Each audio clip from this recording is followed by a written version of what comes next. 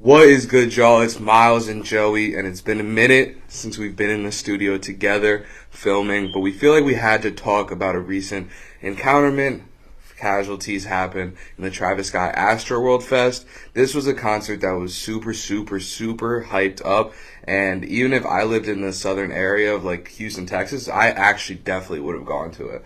Super hyped up. The list, everyone at the concert's crazy. Travis hyped this one up to the biggest, and I'm sure everyone's seen the news. There are massive casualties, and there's a lot of blame to just end up putting out there, and everyone's kind of putting out their own takes.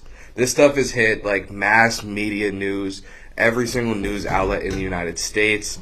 It's super sad at the end of the day, but it's a huge topic of discussion, and we just think people want to hear about it, and we've gotten asked our opinions on the status of everything, so we just gonna break it down. Just like first thoughts though, like what was the first thing? I think before we get into things, I definitely want to say prayers out to like friends and family, anybody involved. Absolutely. Because the event is definitely a tragedy that I don't think anybody expected.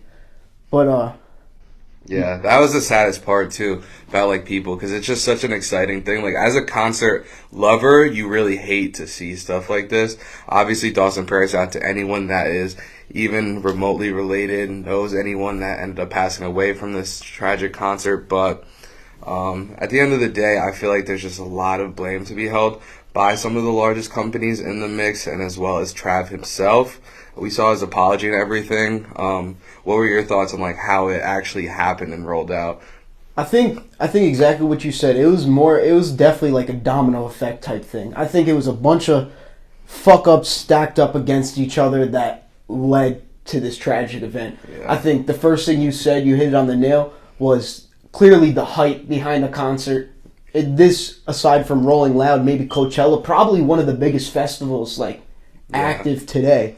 And in terms of like square footage per person, it had to be one of the tightest. Like if people have really been to like a Coachella or a Rolling Loud or anything like that, the areas, or Lollapalooza, their areas are huge. There's multiple concerts going on at once, at least 2 to 3 stages of huge artists going on at once. Like in the case of a Rolling Loud, they won't put people like Trav, Lil Baby, Drake back to back on a stage specifically for events like this.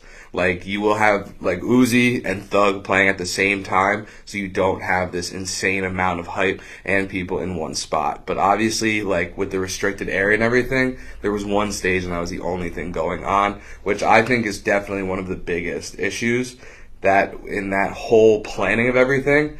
There had to be someone to sign off on that, and that is like where it first started to fuck up for me. Easily. And I understand the idea behind it. Like you're trying to have everybody hype out one stage to tear down Travis's set, like damn near. Yeah. They just want as many people as possible to see their main act, but that's exactly why places like Rolling Loud have multiple stages. So people aren't overcrowding, overflooding on top of each other on multiple venues. Yeah. And in that case, too, like Travis's brand is really about that rager, live for the night, like go overboard, like fuck the system type of thing.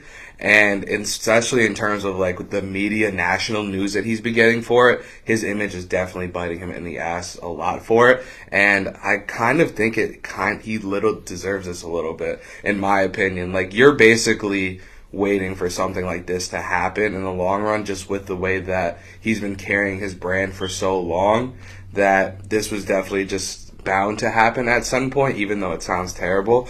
But I would have just... Like, you can't cut profits like that either. 1,000%.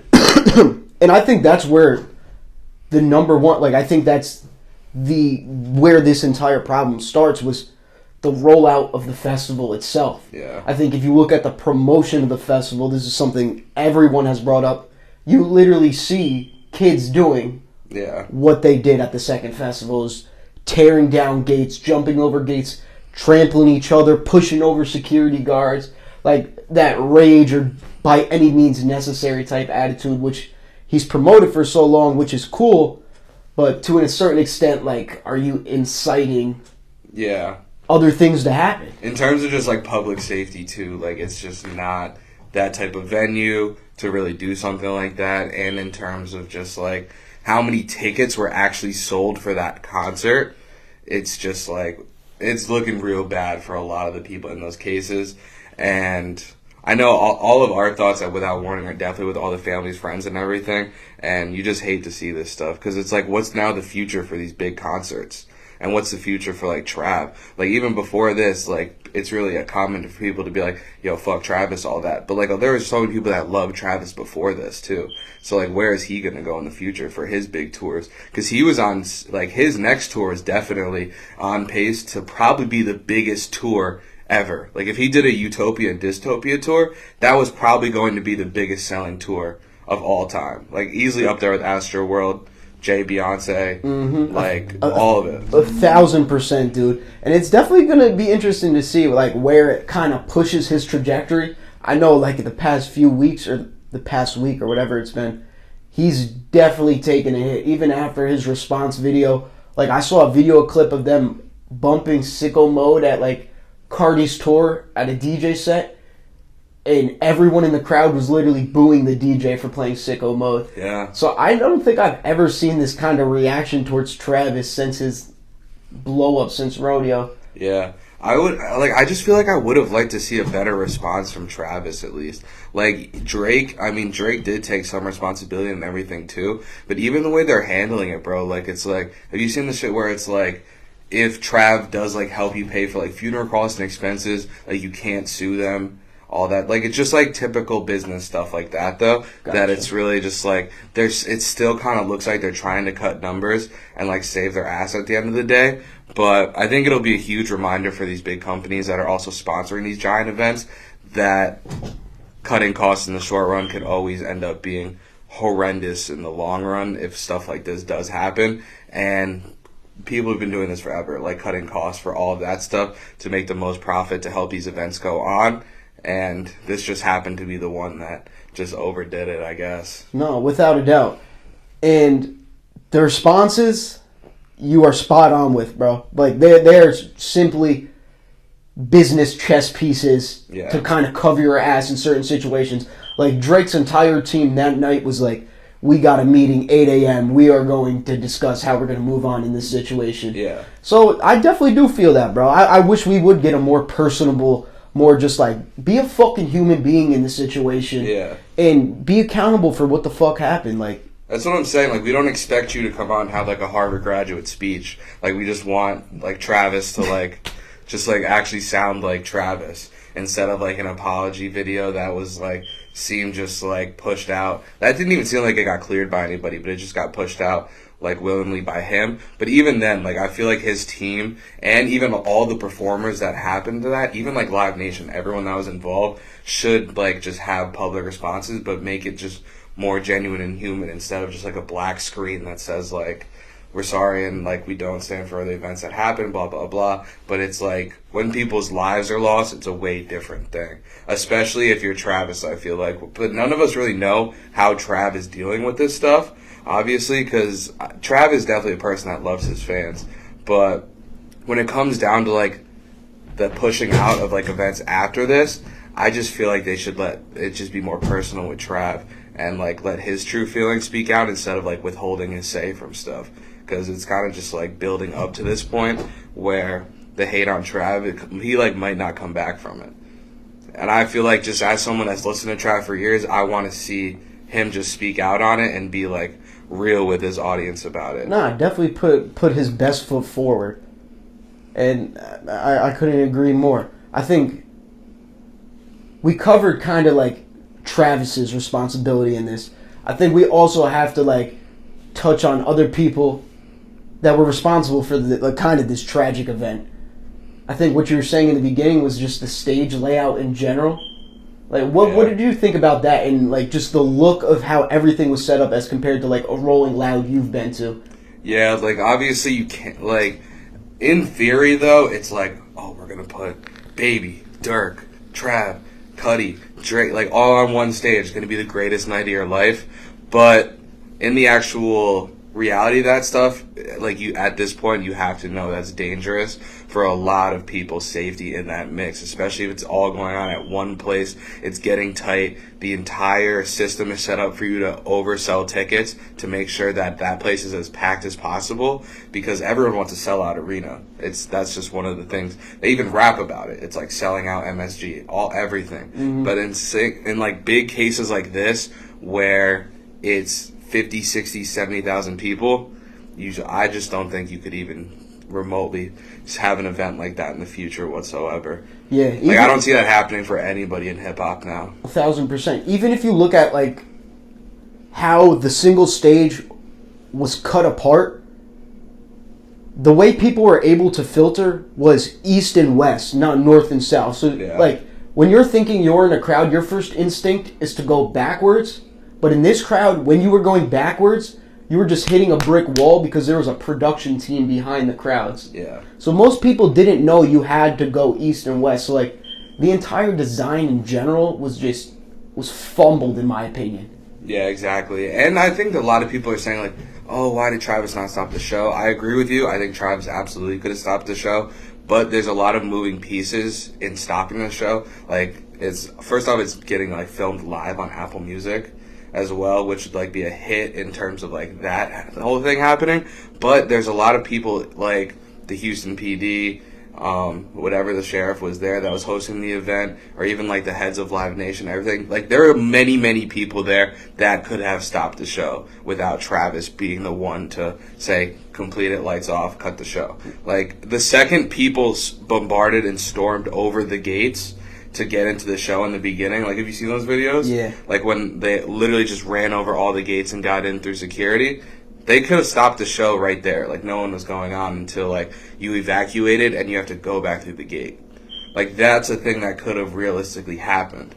But there was just, like, ongoing decisions like that to not stop the show that ended up just being worse and worse and worse. So, like, I just think when people want to put all their blame on Travis, there's a lot of things under him and people under him that he outsourced through a lot of events that also could have made similar decisions towards him.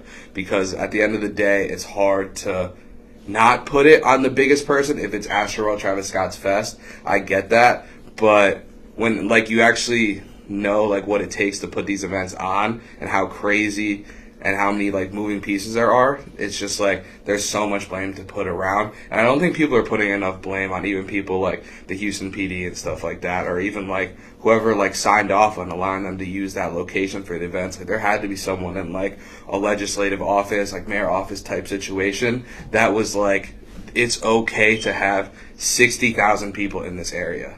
Yeah.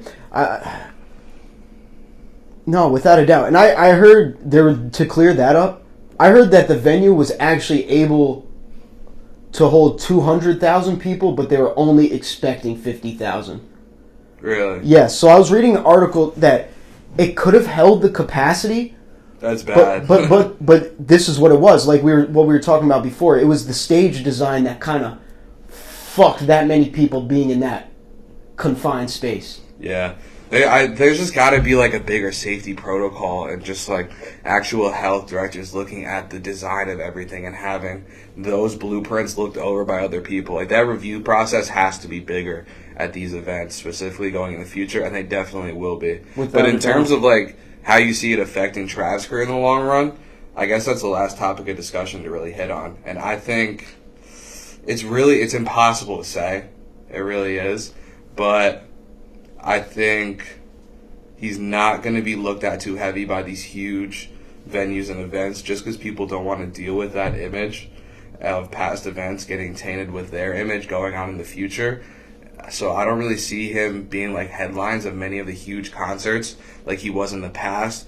Obviously, Astroworld Fest is never going to happen again. Mm-hmm. And in terms of, like, his biggest tours, like, they might be shortened and, like, some big venues might not want to take him, even, like, with the profits. Because these big venues like MSG, Staples Center, everywhere across the country, like, your city's biggest arena, like, at the end of the day, those are great profits for them, but they don't need that. Like, the amount of people that they could still get and fill up that arena for whatever event it is isn't, like, that huge of a L for them to keep their reputation. Yeah, it comes with a gigantic risk now. I definitely think businesses are going to double take when just adding Travis Scott to their roster. And it really seemed like Travis was on like an unstoppable run, dude. Yeah. Marketing wise. Like, he was hitting so many different milestones quicker than a lot of artists before him. Yeah.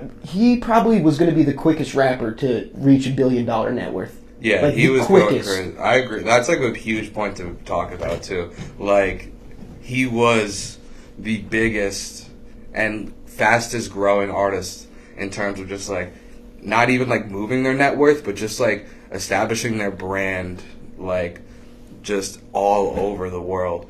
And he was bringing hip hop to a new level to just keep on going. And it just seemed like it was never, ever, ever going to stop until an event like this happened. And it's definitely going to impact him in the future. Like, but the thing is, it's going to come down to just like that first couple decisions, because that's just how it works. Like, if it's like, let's say, whatever big concert revenue or venue takes him and is like, this is fine, I think other companies will be like, oh, they did it, it's fine. But if like two people off the rip are like, we're not signing Travis, it's done, like that might be the status quo of just like to follow that. Because then if you go against the trend and you're like, no, we're still going to sign him, that's even worse for your company. Yeah. Or like a venue to sign him. So it's going to like definitely play out, but I think whatever it comes out as originally, if it's going to affect his like touring and shows, that's going to be what it is for the next like at least like year or two for him. Yeah, for sure. I think at the end of the day, we're talking about $1 million, $1 billion industries.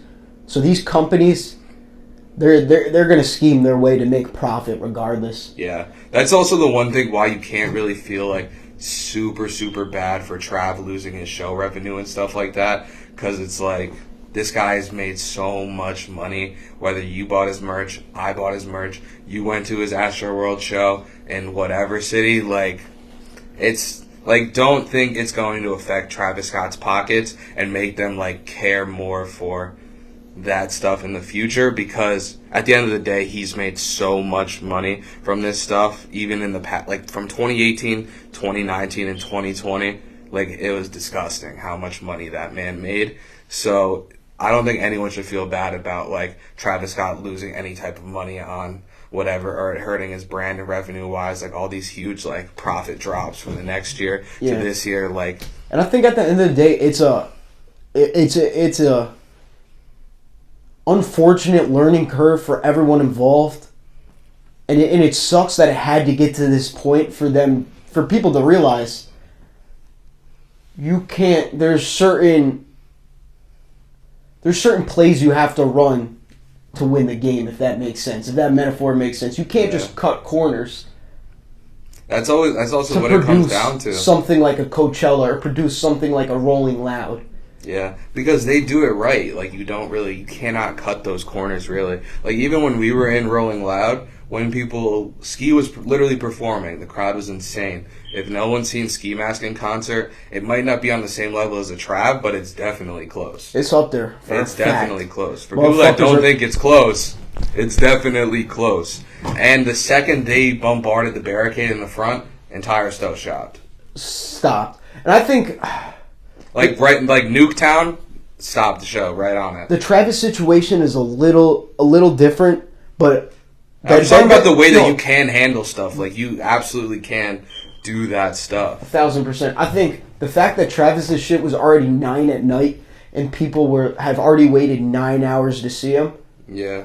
I think if he would have stopped the show right there and then, I think motherfuckers are like almost getting more upset, and you might see more of a like wilding out, more riot type shit if he was to just walk off the stage or just drop things. Yeah. But, I mean, even through situations like that, like, you see artists on their stage guide their fans through those type of events, though. Like, I mean, and also in the future, like, I feel like artists should be trained to do stuff like that.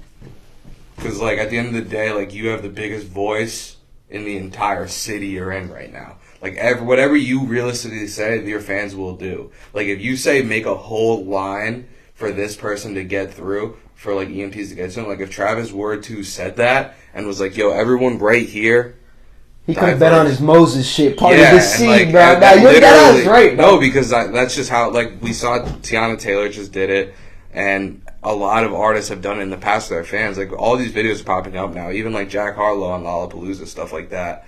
Like, you can do that, and the artists definitely have the power to do that. It's just in that situation, there always is that rioting factor. Like, could this be a worse decision? That's why I brought up the police and stuff in the beginning, because before the show even started, there was, like, if something like that happens, that's definitely a negative. They canceled the show in Houston for Cardi. Was it Houston? It was, well, it might have been L.A. I don't know. One of the Cardi shows, they stormed the entire venue through security and everything, and they canceled the show. The show did not happen. If it was Houston, they must just got some ragers in Houston, bro. I don't know exactly which one it was, but it was like literally a week or two before the show, and they're straight up like, yo, canceled it. But for some reason in this one, they were just like, just let them go to the show. I think the second that happened, you gotta say, yo, cut it. Like, if people are just like that crazy already to break down barricades and storm through that stuff, I would just say, yo, everyone out. They're like, it's a liability. It's a liability at that point. Another thing we got to cut the fuck off. This devil worship sacrifice bullshit. Like, this conspiracy theory. Like, there are real lives involved, real families hurt, real people affected by this situation. So if you're out here trying to get some fucking clout off of some conspiracy theory video, go fuck yourself. Yeah, that is just some bullshit, bro. Yeah, that shit's kind of ridiculous too. It's so disrespectful too to like the people involved. Like, even not to mention like close family deaths, like people's family members really died. Like, there's so many people that have just traumatic experiences from that area, and to like try to give them scapegoats that makes it like some like third world shit. It's just like people have to really go through therapy for this stuff, and like the more you put out stuff like that, it like that is what strengthens people like less believing in the system for like therapy and other parties out there to help them, that like people actually go to school for to even help, even if you're coping with like family deaths and stuff like that. Like, there's real like medical and therapeutic ways to go through that, instead of like just like having to rely on it being like whatever type of crazy conspiracy theory this guy made up in his head. That's like the one reason I really hate that stuff, though. And most of this shit is just like you said, bro, it's just giving scapegoats to people that need to be accountable for certain shit. And it's straight up disrespectful at the end of the day. So let's calm it down with all that talk. That was our little breakdown to the Travis Scott Astroworld tragedy. Again, prayers out to everybody involved, friends, family, attendees. We wish the best to everyone involved. Below, we got a GoFundMe link if you want to donate, give some funds to help out the funerals, whatever else may be. We're going to have that available. We appreciate you guys for tuning in. That was this week's Without Warning. Peace.